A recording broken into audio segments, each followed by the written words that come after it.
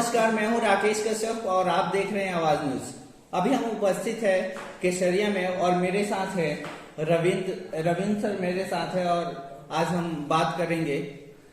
Ravindra sir, आपका बहुत बहुत स्वागत है आवाज न्यूज में। थैंक यू सो मच, बहुत बहुत धन्यवाद। तो सीधी सी बात है, जो किसी भी ग्रुप को हेड करता है, सरकार को चला नीतीश कुमार रहे हैं, तेजस्वी भी सरकार में शामिल हैं, तो सरकार के मुखिया को ही एड्रेस किया जाएगा, रिस्पॉन्सिबिलिटी उन्हीं की है। तो उस हिसाब से वो कर रहे थे, लेकिन ऐसा नहीं है कि वो तेजस्वी को नहीं कह रहे थे, वो पूरी सरकार को कह रहे थे। अगर जंगल राज फिर से आगे आ रहा है तो उसमें सबको पता है कि जंगल राज किस कारण आ रहा है और क्यों आ रहा है, तो वो नीतीश कुमार को बोलेंगे ही, नीतीश कुमार को ही बोल सकते हैं। सर, आखिरकार जंगल राज क्या है? जंगल राज ये है कि डिसिप्लिन नहीं है, किसी को भी पकड़ लिया जा रहा है, किसी को भी अंदर कर दिया जा रहा है। आपके अपने मनीष कश्यप जी जो हैं वो अंदर चले गए हैं, किस उसमें गए हैं, दोष में? आखिर मनीष कश्यप पे जो एनएसए का आरोप लग रहा है वो कहाँ तक जायज है? मेरे हिसाब से एनएसए का तो सवाल ही नहीं उठता है, होना चाहिए इस तरह से।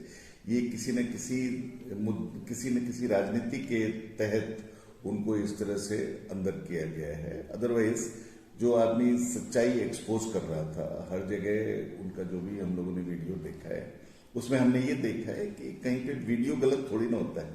जो चीजें दिख रही हैं वही दिखाई जा सकती हैं। जो कैमरा कैद कर रहा है वो चीज तो सामने है, सबके सामने, तो उसमें कहाँ झूठ हो सकता है। लेकिन उसके पहले भी तो उस वीडियो को किसी और ने पब्लिश किया था, मैं नाम नहीं लेना चाहूंगा। ये मुझे उतनी जानकारी नहीं है कि उस वीडियो को किसी और ने पब्लिश किया था, उस पर क्या मुद्दा बनता है, ये इतना मैंने नहीं ध्यान से दिया है जी। सर, 2024 और 25 का जो चुनाव है उसमें नीतीश कुमार हमेशा पलट जाते हैं, तो इस बार आपको क्या लगता है नीतीश कुमार किस तरफ जाने वाले हैं? Nitish Kumar is too old to go anywhere. अभी आज की जो स्थिति है वो उनका कोई अब स्थिति ऐसी नहीं रह गई है कि वो फिर पलटें। अब पलट के वो कहाँ जाएंगे? इस एज में उनकी एक खोखलापन हो गया है उनके विचारों में। एक तरह से कोई उनके पास बैकबोन नहीं है अभी, तो पलट के भी जाएं चाहे नहीं जाएं, उसे कहीं कोई राजनीति में भूचाल नहीं आने वाला है, कुछ नहीं चेंज होने वाला है। जो स्थितियां बनेंगी वो क्लियर हैं। सर, अगर आप सनातन पे भरोसा करते हैं, सनातन में विश्वास करते हैं, तो अगर सनातन के बारे में आप बोलना चाहेंगे तो 2 शब्द क्या बोलेंगे? देखिए, ये बहुत ही सिंपल है। एक शब्द में अगर मैं आपको बताऊं तो सत्य ही सनातन है। जो चीज सत्य है वो हमेशा के लिए विद्यमान रहती है। तो जब सनातन सत्य है और सत्य सनातन है तो फिर उसमें डिस्क्रिपेंसी है कहाँ पे? 2 बातें कहाँ से हो सकती हैं? तो जो सनातन, जो सत्य है वो चिर सत्य है। हजारों, जब से पृथ्वी है, जब से हम लोग मनुष्य हैं, चाहे जो भी प्राणी है, वो सनातन में के अंदर इसलिए आता है कि वो सत्य है। तो इसलिए सिंपल डेफिनेशन सनातन का यही है कि सत्य ही सनातन है और सनातन ही सत्य है। सर, नीतीश कुमार जी जैसे सनातन पे रोक लगाए हैं, लगता है कि वो सनातन को मानते ही नहीं है, वैसे वो रोक लगाए, उस पर क्या बोलना चाहिए? उनको समझ नहीं है। मैं तो इतना सिंपल, जो सत्य को नहीं समझता है वो किसको समझेगा? जो चीज दिख रही है, जो सूरज रोज निकल रहा है, यही तो सनातन है। पेड़ निकल रहे हैं, बीज एक डाला जाता है, पेड़ निकल जा रहा है, पेड़ की हम लोग पूजा कर रही है, तो सनातन है। तो ये तो सत्य है। तो सत्य को भी अगर आप झुटकार रहे हैं तो ये आपकी अपनी नासमझी है। तो सनातन को अगर वो, मतलब धर्म की बात अगर आप करें, हिंदू धर्म की बात करें, तो वो उस पर वो थोड़ी डिस्कशन हो सकता है। वो भी डिस्कशन तभी हो सकता है जब नासमझी हो। अब मैं आपको एक एग्जांपल देता हूं कि हमारे यहाँ जितने सिस्टम हैं, मतलब रिलीजन के अंदर, हमारे धर्म के अंदर जितने सिस्टम हैं, वो पूरे के पूरे सिस्टम जो हैं वो विज्ञान से जुड़े हुए हैं।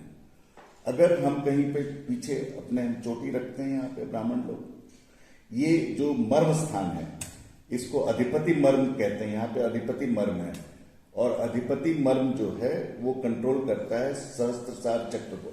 सहस्त्रसार चक्र को आप छू नहीं सकते, लेकिन जब अधिपति मर्म को आप दबाते हैं, किसी तरह से टाइट करते हैं, तो वो सहस्त्रार चक्र में जो भी आपकी गलतियां होती हैं वो करेक्ट हो जाती हैं। इसलिए एक पॉइंट ऐसा बनाया गया है हिंदू धर्म में, जिसको कि बार बार खोलना, बार बार बांधना, सुबह दोपहर शाम उसको टच करना, ये आप अपने मर्म स्थान को टच कर रहे हैं।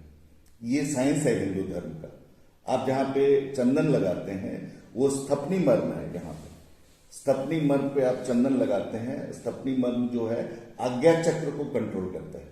आज्ञा चक्र को आप छू नहीं सकते हैं। सर आपका तो ऑलरेडी है, वो तो नेचुरल दिया है। तो वही मैं कह रहा हूँ कि स्थपनी मर्म जो है वो आपका आज्ञा, तो ब्लड प्रेशर है, स्थपनी मर्म को अगर आप कंट्रोल करना चाहते हैं, ब्लड प्रेशर कंट्रोल करना चाहते हैं, तो आप स्थपनी मर्म को दबाइए, वो आपके आज्ञा चक्र को कंट्रोल करेगा।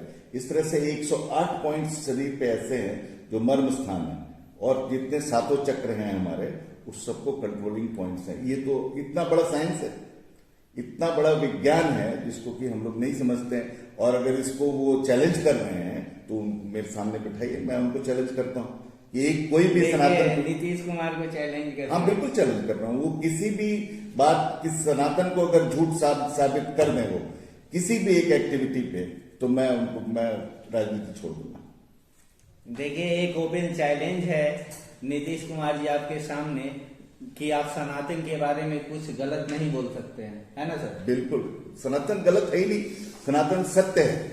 अब आपकी नासमझी में आप सनातन को उल्टा सीधा बोल रहे हैं। एक और सवाल है आपसे। जी पूछिए। जो महाराज धीरेन्द्र कुमार शास्त्री है, जिन्हें हम बागेश्वर धाम के नाम से जानते हैं, तो उनको ये बिहार में आने का अनुमति क्यों नहीं दे रहे हैं? ये तो अब इनको डर है इस बात से इनको डर है कि वो यहाँ पे इस तरह का सिनेरियो क्रिएट कर सकते हैं, जो कि हमारे जो धर्म परायण लोग हैं वो एक जगह इकट्ठे हो सकते हैं। ये दूसरे धर्मों का अलाउ कर रहे हैं। ईसाई रोज ड्रामा कर रहे हैं यहाँ पे आके, वो स्टेज बनाते हैं, वहां पे किसी को छू देते हैं तो वो लुढ़क जाता है, नाटक पूरा चल रहा है। लेकिन जो विद्या सनातन के पास है वो सही में ये सब किया जा सकता है। ये मंत्र और ये तंत्र जो है ये विज्ञान है। अगर किसी को नहीं समझ में आ रहा है तो हम क्या कर सकते हैं?